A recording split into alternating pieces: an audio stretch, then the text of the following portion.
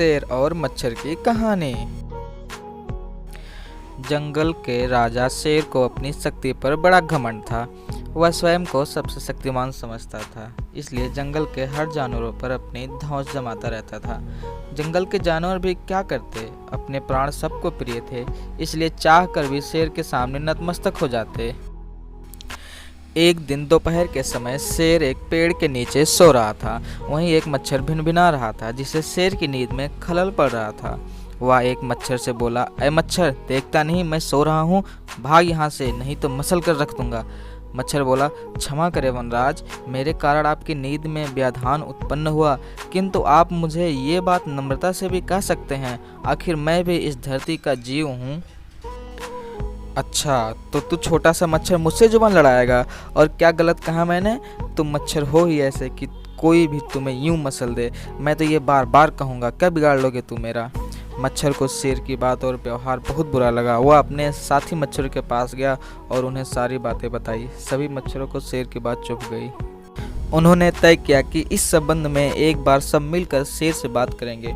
सभी मच्छर शेर के पास पहुंचे और बोले, वनराज, हमें आपसे बात करनी है, जल्दी बोलो, मुझे तुम जैसों से बात करने की फुर्सत नहीं है। शेर बोला, वनराज, आप होंगे बहुत शक्तिशाली, किंतु इसका अर्थ ये कतई नहीं है कि आप अन्य जीवों और प्राणियों का मजाक उड़ाएं या उन्हें नीचा दिखाएं। मच्छर बोले, मैंने जो कहा सच कहा, मैं सबसे शक्तिशाली हूँ और मुझे कोई हरा नहीं सकता। घमंड में चूर शेर कर जा। ऐसा नहीं है, अगर आप शक्तिशाली हैं तो हम में भी इतना सामर्थ्य है कि आवश्यकता पड़ने पर हम किसी का भी सामना कर सकते हैं और उसे हरा सकते हैं।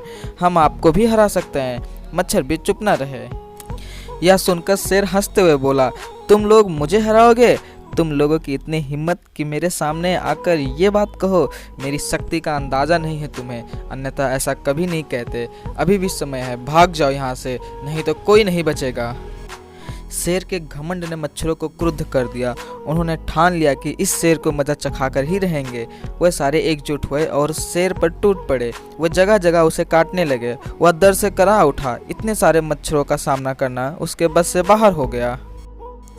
वह दर्द से चीखता हुआ वहां से भागा, लेकिन मच्छरों ने उसका पीछा नहीं छोड़ा। वह जहां भी जाता वह भी उसके पीछे जाते और उसे काटते। आखिरकार शेर को झुकना पड़ा। उसने हार मान ली। वह मच्छर के सामने गिड़गिड़ाने लगा, मुझे बख्श दो, मुझसे गलती हो गई। जो मैंने तुम्हें तुच्छ समझकर तुम्हारा मजाक उड़ाया और तुमसे बुरा व्यवहार किया, आज तुमने मेरा घमंड तोड़ दिया। अब मैं कभी किसी को नीचा नहीं दिखाऊंगा।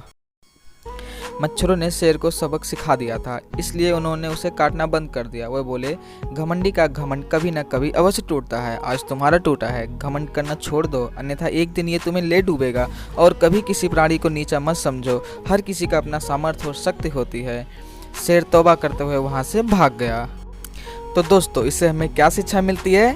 घमंडी का सर नीचा।